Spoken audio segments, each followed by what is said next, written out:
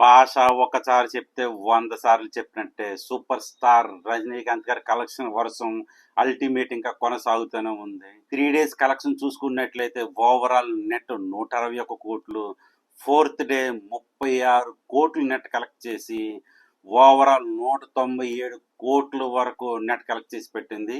ఇది నిజంగా రజనీకాంత్ గారి అల్టిమేట్ రికార్డు. ఇంకొక రికార్డు ఏమంటారా, ఫోర్త్ డే కూడా ఓవర్సీస్ నుంచి 22 కోట్లు కలెక్ట్ చేసి రికార్డు సృష్టించింది. ఓవర్సీస్ లో ఓవరాల్ గా సూపర్ స్టార్ రజనీకాంత్ గారి కూలీ మూవీ 151 కోట్లు దాటింది. కూలీ the power house total 4 days collection 370 to 380 course collect చేసి విధ్వంసం సృష్టించింది. డెఫినెట్లీ ఇది 500 మార్కు నుంచి 600 మార్కు కూడా దాటేసే అవకాశం లేకపోలేదు. కలెక్షన్స్ ఇలాగే కంటిన్యూ అయితే 1000 కోట్లు కూడా చూసే అవకాశం ఉంది. ప్రాబ్లం ఏంటంటారా, కూలీ వార్ క్లాస్కి దిగడం వల్ల రెండింటికి నష్టం జరిగింది. వార్ 4 days కలెక్షన్స్ 270 వస్తే ద పవర్ హౌస్ కూలీ 370 to 380 వరకు కలెక్ట్ చేసింది.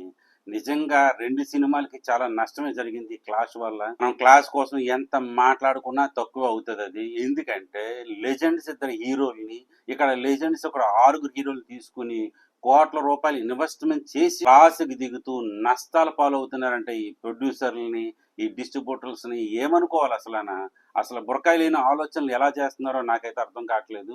కోట్ల రూపాయలు ఇన్వెస్ట్మెంట్ చేసి క్లాసులు ఎందుకు, దేనికి ఉపయోగం క్లాసులు? ఇది గెలిచిందా నాది గెలిచిందా అని ఆడియన్స్ కి అనవసరం. సినిమా బాగుందా లేదా, ఆడియన్స్ కావాల్సింది మంచి సినిమా కావాలి. కానీ రికార్డుల పరంగా చూసుకుంటే ఏ సినిమా ఎన్ని రికార్డులు కలెక్ట్ చేసింది అదొకటే చూసుకుంటారు, కానీ దేంతో క్లాసు దిగింది, నష్టమా లాభమా ఇది మాట్లాడుకోరు. ద పవర్ హౌస్ కూలీకి వీక్ డే స్టార్ట్ అవబోతున్నాయి. మండే టెస్ట్ లోకి ఎంటర్ అవుతుంది. మండే టెస్ట్ ఎలా ఉంటది, పాస్ అవుతుందా, ఫెయిల్ అవుతుందా, లేదా ఇదే జోరు కొనసాగుతుందా?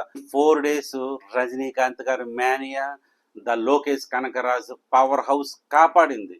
కానీ ఇక మీద నుంచి కంటెంట్ మాట్లాడుతుంది.